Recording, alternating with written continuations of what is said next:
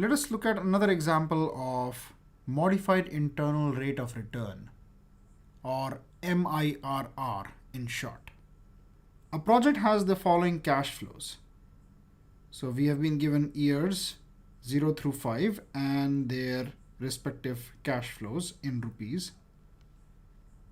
Now the project requires two cash outflows at years 0 and 2 and produces positive cash inflows in the remaining periods. So basically there are two cash outflows. One is this and the other is this. The project's cost of capital is 10% and its MIRR is 13.5%. What is the value of the project's cash outflow in the second year? So we have to find out what is this value of cash outflow. We have been given the cost of capital and the modified internal rate of return. So this is the cash flow representation on the time scale. Now we know that MIRR is that discount rate at which the present value of the cash outflow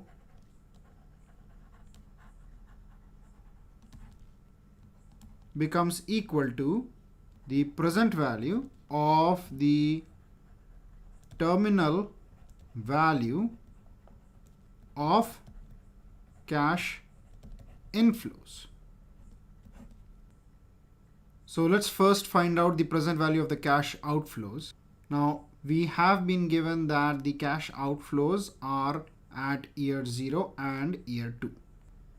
So basically we have to find the present value of this cash flow.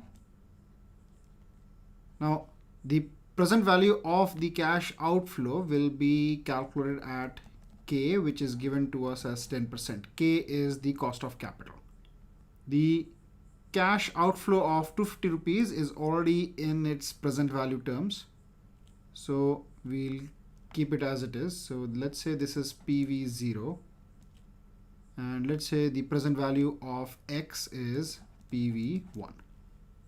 So basically the present value of the cash outflows is equal to PV0 plus PV1. Now PV0 is 250. I'm taking the absolute value. I'm not taking the negative sign because negative sign is just an indicator which tells us that this is a cash outflow. Plus PV1. Now we know that future value is equal to present value into 1 plus K to the power N, or PV is equal to FV divided by 1 plus K to the power N. Generally this K is actually I in the formula. However, since here we'll be using the cost of capital, which is represented by K, so I've used K here. So future value is X divided by 1 plus K, which is 10%, so that means 0.1. 10 divided by 100 is 0.1 to the power N. Now number of years for which this is being discounted is 1, 2.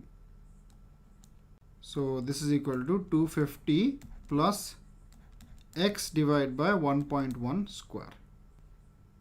Now next, let's try to find the terminal value of the cash inflows.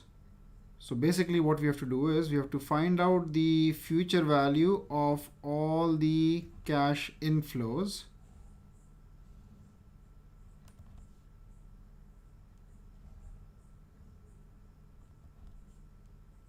and let's say this is 300. So this will be FV1, FV2, FV3 and FV4. And when we add all of them up, we get the terminal value of the cash inflows. Now this future value of these cash inflows will also be compounded at the cost of capital, which is 10%. So K equals to 10%. So TV is equal to FV1 plus FV2 plus FV3 plus FV4. Now we know that future value is equal to present value into 1 plus k to the power n. Now, typically in the generic formula, k is actually I, but here since we are using cost of capital as the compound rate, so we are using k in the formula. So this is equal to PV1 into 1 plus k to the power n1 plus PV2 into 1 plus k to the power n2 plus PV3 into 1 plus k to the power n3 plus PV4 into 1 plus k to the power n4. Now PV1 is 100. So 100 into 1 plus 0.1. N1 is 1, 2, 3, 4. Because we are going to compound this 100 rupees to 4 years. Plus PV2 is 150 into 1 plus 0.1 to the power n2. Now this 150 rupees are going to be compounded for 1 and 2 years. Plus PV3 is 275. So 275 into 1 plus 0.1. Now this is going to be compounded for 1 year. So to the power 1. Plus PV4 is 300 into 1 plus 0.1. Now N4 is 0 because 300 is at the end of the tenure, so it cannot be compounded for any duration. So basically we found out the terminal value, which is 930.41 rupees. We have also found out the present value of the cash outflows, which is 250 plus x divided by 1.1 square. So now we have to find out the rate at which the present value of this terminal value of cash inflows will be equal to the present value of the cash outflows. Let's say this is PVT. And this rate at which these two will be equal will be the MIRR. And we have been given that MIRR for this project is equal to 13.5%.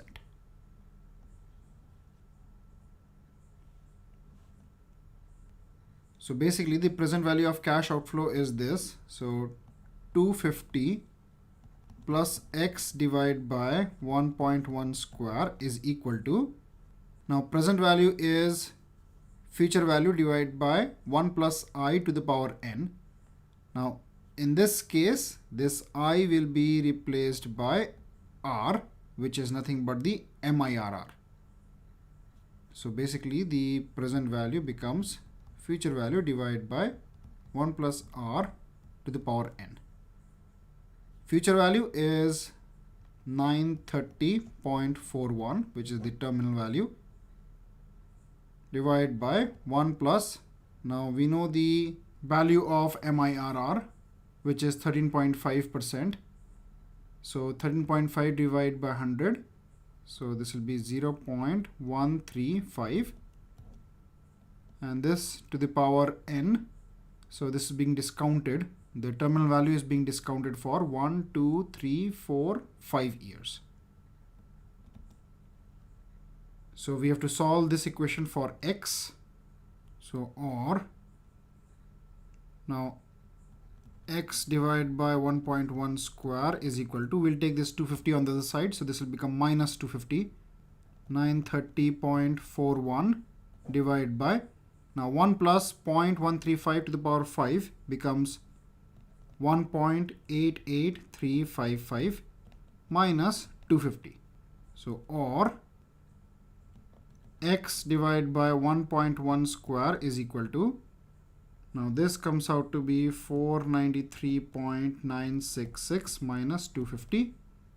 or x is equal to, so this becomes 243.966 multiplied by 1.1 square.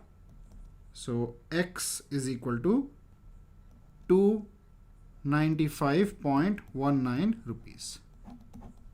So the cash outflow for the second year is 295.19 rupees.